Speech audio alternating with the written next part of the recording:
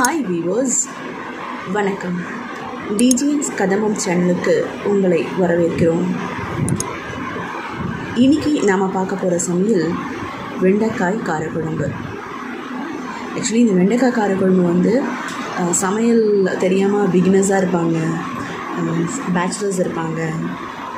So ரொம்ப பசிக்குது, சட்டுன்னு ஒரு குழம்பு செய்தோமா, சாதம் வடித்தோமா, சாப்பிட்டோமா அப்படின்னு நினைக்கிறவங்களுக்கு இந்த வீடியோ ரொம்ப யூஸ்ஃபுல்லாக இருக்கும். வீடியோ பாருங்கள், ஸ்கிப் பண்ணாமல் பாருங்கள். வீடியோவோட எண்டில் பார்த்தீங்கன்னா ஓரளவும் சொல்லுவாங்க செய்முறை விளக்கம் எப்படி இருக்குது அப்படின்னு சொல்லிட்டு. வீடியோ பாருங்கள், உங்களுக்கு கண்டிப்பாக பிடிக்கும்.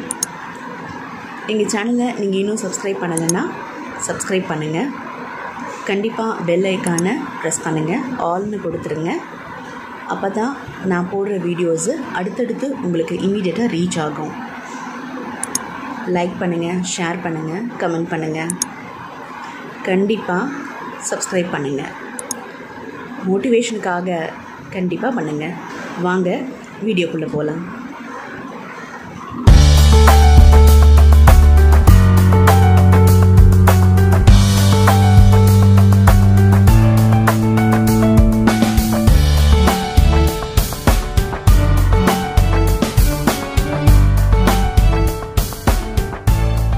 தாச்சி காய்ச்சோம்னா எவ்வளோ எண்ணெய் ஊற்றணும்? ஒரு 50 கிராம் 100 கிராம் எண்ணெய் கூட ஊற்றலாம். 100 கிராம் ஊற்றலாம். என்ன காரக்குழம்பு இல்லையா, 100 கிராம் எண்ணெய்.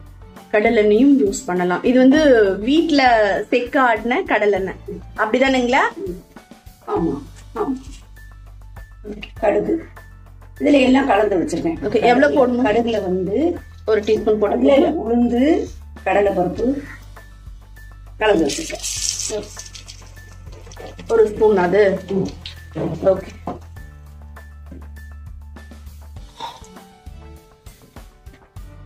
வெங்காயம் போடுறேன். ஓகே.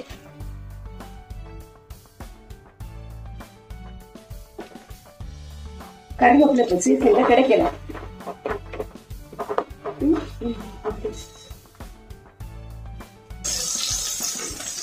வெங்காயம் முழுசாக வதங்கணும் இல்லை, பாதி வதங்கினா போதும்.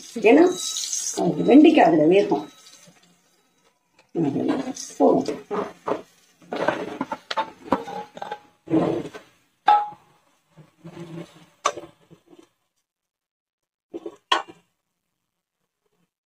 எவ்வளோ நேரம் வதங்கணும்?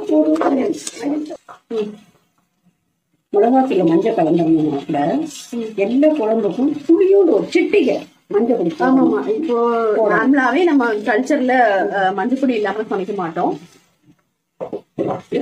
கொரோனா டைம்ங்கிறதால உப்பு போடுறது ஞாபகத்துல வச்சுக்கணும்.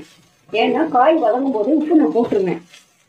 ஓகே, உப்பு குழம்புக்கு தேவையான குழம்பு நம்ம இவ்வளவு தாண்டு வைக்கிறோங்கிற ஒரு எண்ணெய் இருக்கும்போது பத்தலைன்னா அப்புறம் பிற போட்டுக்கலாம். உப்பு குழம்புக்கு தேவையான உப்பு இதை போட்டாச்சு. காயிலேயே அது வதங்கிடும். காய், வெங்காயம், தக்காளி இதெல்லாம் வதங்கும். தக்காளி போட போறேன். ஓகே,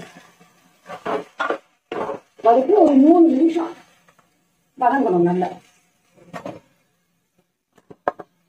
எவ்வளவு நிமிஷம் இது வதங்கணும்? 3 நிமிஷம் வதங்கினா போதும்.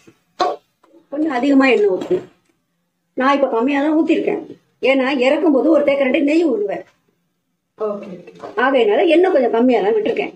குழம்பு இறக்கும் போது ஒரு தேக்கரண்டி நெய் அதுல விடுவேன். அப்ப அது ஒட்டாது, குழம்பு குழம்புன்னு இருக்காது, குழம்பு நல்லா இருக்கும் பாக்குறதுக்கு. இப்ப இது எவ்வளவு நேரம் வதங்கணும்? 3 நிமிஷம். 3 நிமிஷம் வதங்கணும். ஆமா, இருக்கணும். ஓகே, இப்ப இது சமைக்கிறோம்.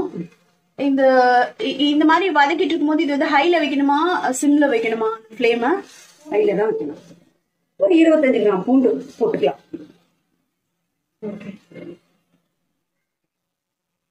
இன்னும் 2.25 கூட போட்டுக்கலாம். கொஞ்சம் காரத்துக்கு அவங்கவுங்க காரத்துக்கு ஏத்த மாதிரி. இல்ல காரம் கம்மியா தீங்கன்னா 2 கரண்டியே போதுமானது.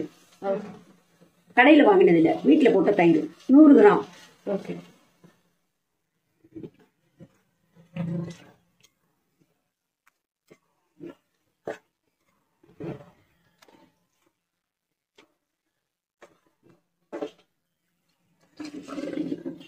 கால் கிலோக்கு 2 சொம்பு தண்ணி ஊத்திக்கலாம். இதுல 2 சொம்பு தண்ணி ஊத்தணும். தாராளமா ஊத்திக்கலாம்.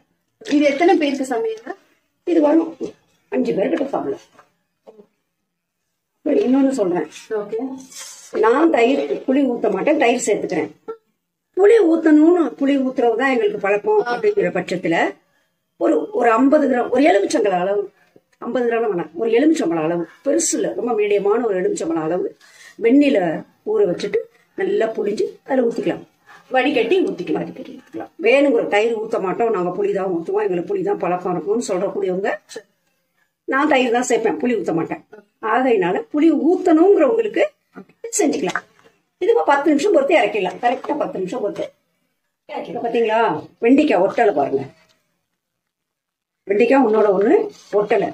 குழம்பு ஒரு மாதிரி நொலன்னு இருக்குமா, வலுவலுன்னு இருக்குமா, அப்படி இல்லை பாருங்க. ஒன்னோட ஒன்று ஒட்டலை. ஆகையினாலதான் அந்த புளி உப்புத்தூள்ல வதக்கிக்கணும். புளி மஞ்சள் பொடி உப்புத்தூள், வெங்காயம் பாதி வதங்கினா போதும். அப்போ அவ்வளவுதான், முடிஞ்சு போச்சு, சாப்பிட்டுக்கலாம். வெண்டைக்காய் காரக்குழம்பு செய்முறை உங்களுக்கு சொல்றேன். வெண்டைக்காய் 1/4 கிலோ, வெங்காயம் 150 கிராம், தக்காளி 150. வெண்டைக்காய் நல்லா கழுவிட்டு அரிஞ்சு வச்சுக்கோங்க. ஒரு 25 கிராம் பூண்டு சேர்த்துக்கோங்க. வெங்காயம் தனியாக, தக்காளி தனியாக அரைஞ்சி வச்சுக்கணும். வானொலி அடுப்பில் வச்சு ஒரு 100 கிராம் கடலை எண்ணெய் ஊற்றி எண்ணெய் காயட்டும்னு கடுகு போடும்போது ஸ்டவ் கம்மி பண்ணிக்கணும். ஏன்னா அது படப்படன்னு வெடிக்கும். வெங்காயம் போட்டுக்கணும். ஒரு 3 நிமிஷம் வெங்காயம் வதக்கினா போதும். இந்த குழம்புக்கு வேண்டப்பட்ட உப்பை அந்த வெங்காயத்தில் நான் போட்டுருவேன். அதை ஞாபகத்தில் வச்சுக்கணும். குழம்புக்கு உப்பு போட்டோம்னா ஜாஸ்தி ஆகிடும். அப்புறம் ஒரு 3 நிமிஷம் வதங்கினதுக்கப்புறம் வெண்டைக்காய் அதில் போட்டு மஞ்சப்பொடி அது மேலே போட்டு நல்லா வதக்கிக்கணும். அந்த வெண்டைக்காய் இழுன்னு இருக்கக்கூடாது. வெண்டைக்காய் தனியாக, அந்த வெங்காயம் தனியாக தெரியணும். 2 டம்ளர் தண்ணி ஊற்றிக்கோங்க. அதுக்கப்புறமா ஒரு 100 கிராம் தயிர், 2 தேக்கரண்டி மிளகாத்தூள், 10 நிமிஷம் கொதிச்சா போதும். இறக்கும் போது ஒரு தேக்கரண்டி நெய் விடுறது எனக்கு பழக்கம். நம்ம வீட்டில் நெய் இல்லை, நல்லா நெட்டுக்கலாம். சாப்பிட்டு பார்த்து எனக்கு சொல்லுங்க.